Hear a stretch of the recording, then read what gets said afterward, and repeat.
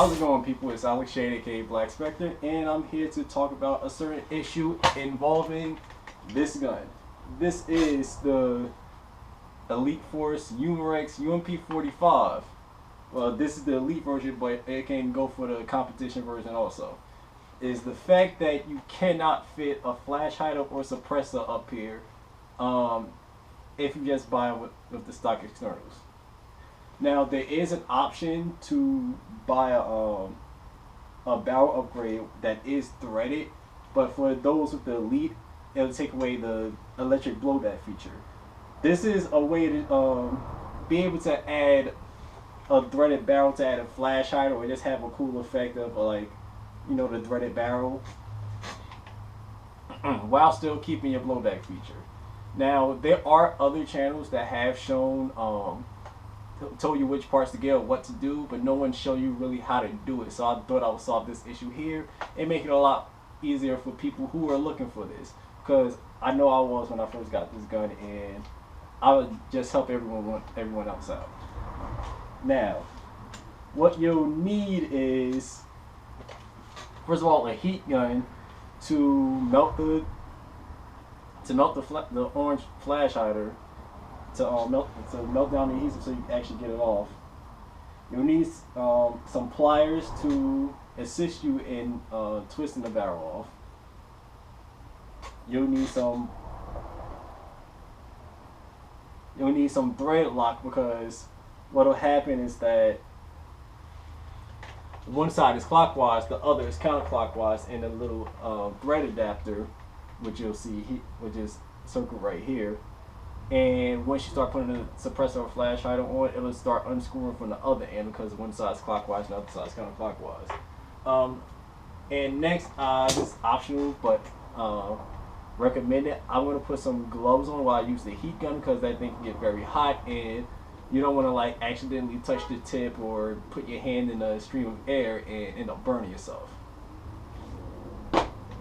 Now to this, gonna put the gun like this.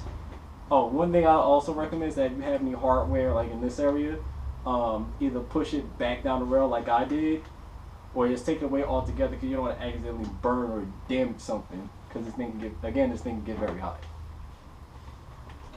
Now I'm going to get my heat gun, get the pliers, gloves on, and we're going to get this started.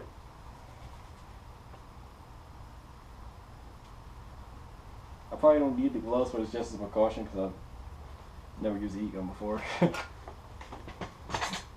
this guy on. I'm going to start it off at 450 degrees and see if I need to apply more heat.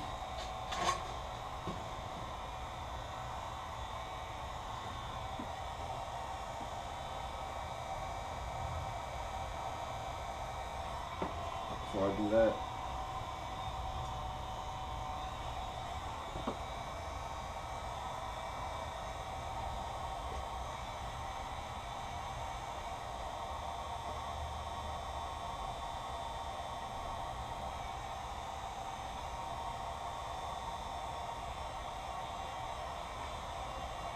now you kind of want to, when you're using a heat gun, you want to kind of do it in a sweeping motion, just so that it doesn't concentrate on one area and end up damaging something. That's why I'm just bringing it around it to more evenly melt the adhesive that's holding the tip in here. There we go. Hold on for a second.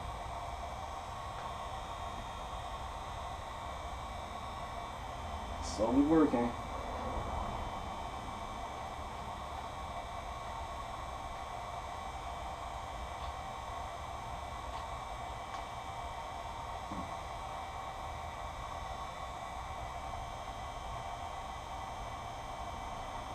Okay, now I can turn the heat gun off.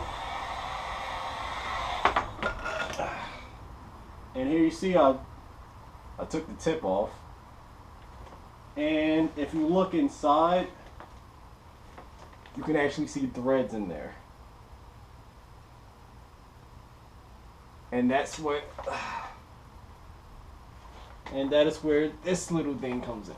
I can take the gloves off now. That is where this little thing comes in. This is the thread adapter.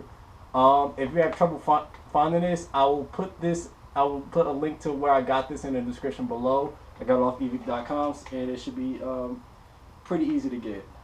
Now we just put the smaller end in the actual on the outer barrel. Let's screw it in there. And you see it goes straight in. But before I put it all the way in there, I got this thread locker.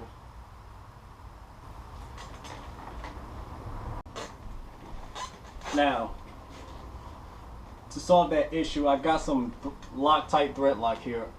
If you do get the Loctite brand, make sure to get the blue 242. It's because it's actually removable. Let's say in the off chance you want to take this off for any reason or another, I just like having the possibility of being able to do that. So this is why I have the removable version. So just put it on the smaller end that actually goes inside the gun. You just need a, oh man, that's too much. Just need a, and then nose this thick. Actually, you want to shake it. That's what you're supposed to do.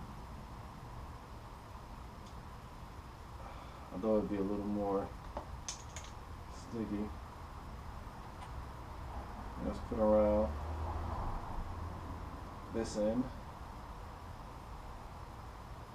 I'm just gonna spread around my fingers and put it in the actual gun.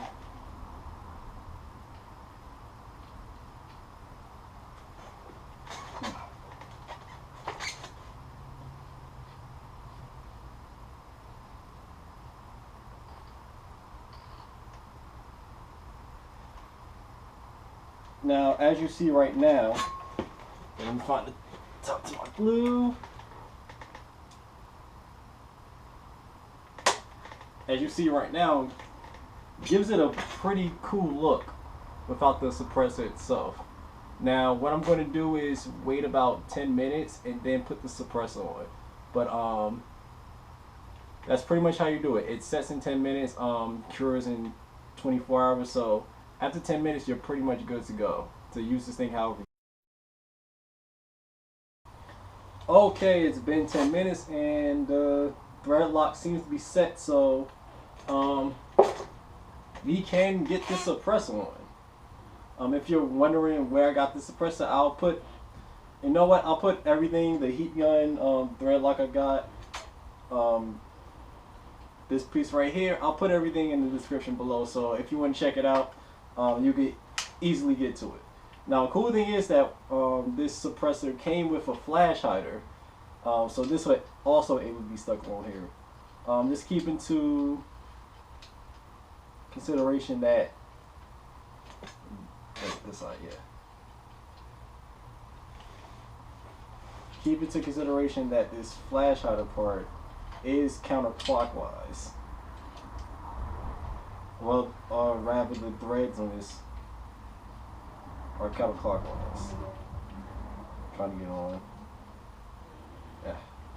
No, I just put the suppressor on.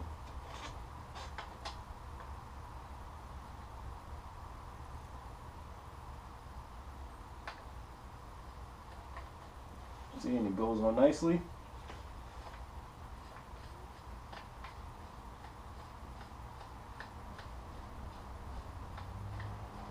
I can screw all the way down.